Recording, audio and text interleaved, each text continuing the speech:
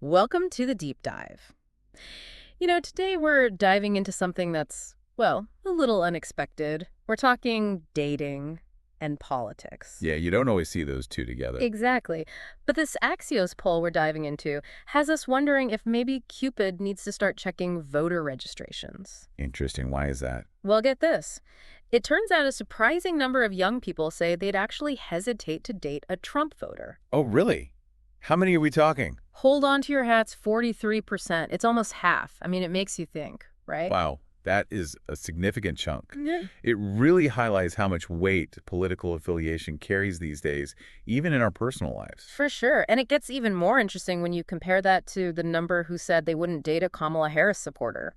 And what's the difference there? Only 19%. Yeah. So less than half. It's a Yeah. pretty stark contrast, Yeah, right? that's a pretty big gap. Makes you wonder what's going on there. Exactly. And that's where things get really interesting.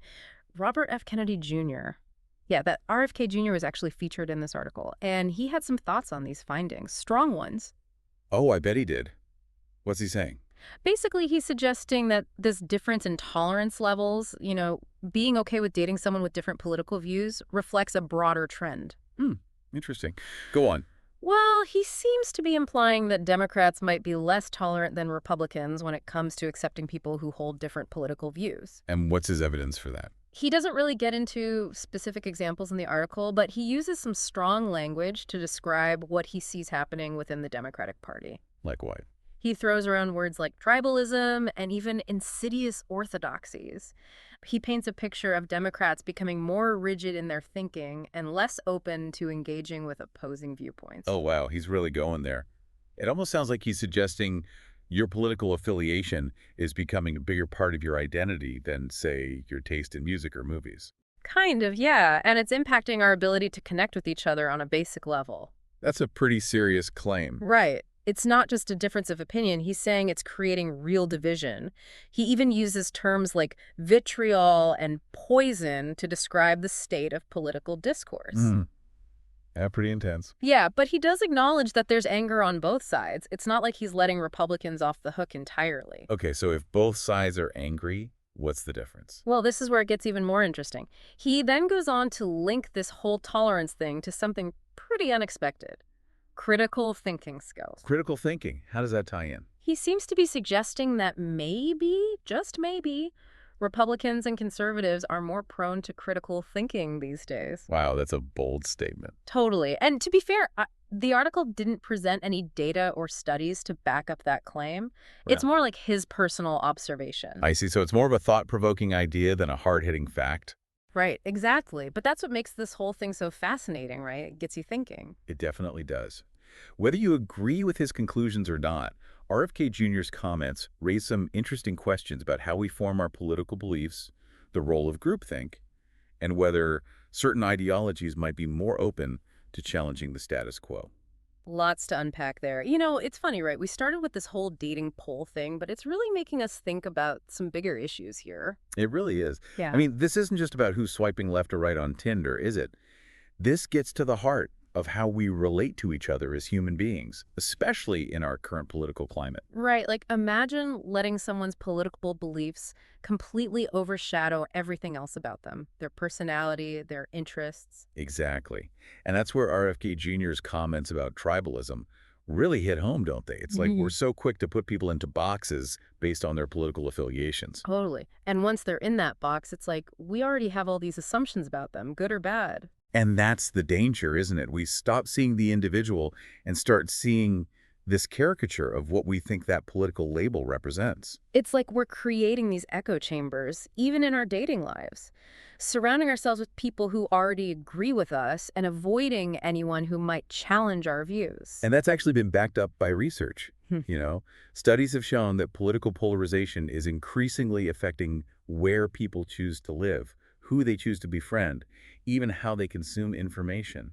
So it's not just in our heads then, it's really happening. Yeah, and the applications are huge. When we limit ourselves to these echo chambers, we miss out on the chance to learn from people who see the world differently. Which is ironic, right? Because don't we learn and grow the most when we're challenged to think critically about our own beliefs? Exactly. And that actually brings us back to another point RFK Jr. made Yeah. about critical thinking skills. Oh, right. He seemed to be implying that maybe one side of the political spectrum is more prone to critical thinking these days than the other. Yeah, and while he didn't present any concrete evidence to support that claim, it does make you wonder. It does. Like, is there something inherent in certain ideologies that makes people more likely to question status quo? Or is it more about individual personality traits?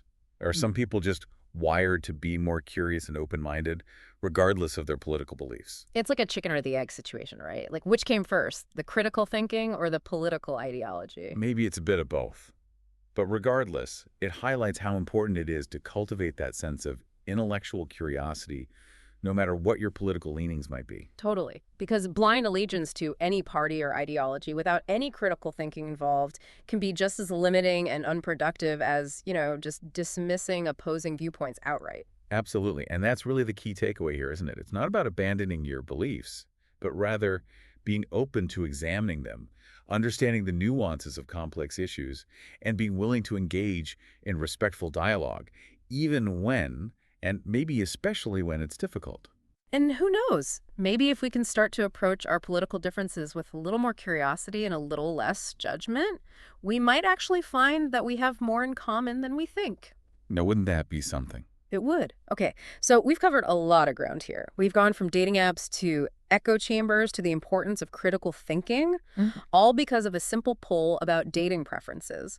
So we've gone from a simple dating poll to some really deep questions about society, how we think, even just basic human nature. It's kind of wild when you Yeah. think about it. It is. And you know what? I think this is why it's so important to have these kinds of conversations, Yeah. to really dig into these topics and see what's really going on beneath the surface. Totally. Because it's easy to get caught up in the day-to-day, right? The headlines, the social media arguments. Absolutely. It's easy to get swept away in the current. Exactly. Yeah. But when we take a step back, like we've done in this deep dive, we start to see these bigger patterns emerge. And realize how interconnected everything really is. Right. It's like, remember that dating poll we started with?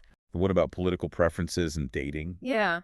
Who would thought that something like that could lead us to all these big questions about tribalism, critical thinking, like the very fabric of our society?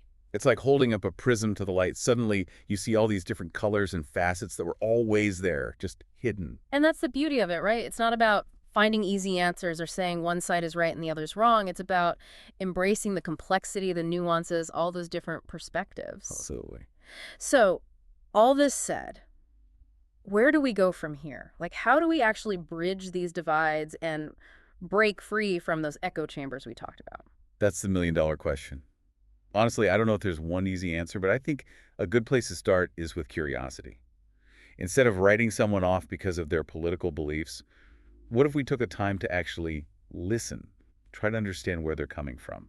It's about remembering that behind those political labels, there's a real person, Yeah. with their own life experiences and values and everything. Exactly. And you might even find you have more in common than you think. Maybe we could all learn a thing or two from those folks who are brave enough to look beyond the political stuff on a dating profile, right? The ones willing to give someone a chance based on who they are, not just how they vote. Now there's a novel concept. Right. Food for thought, everybody, whether you're swiping through dating apps or just talking to someone who sees the world a little differently than you. At the end of the day, connection, understanding, those things are way more rewarding than division and judgment. Couldn't have said it better myself. And on that note, we'll leave you to ponder all these big questions. Thanks for joining us on the Deep Dive.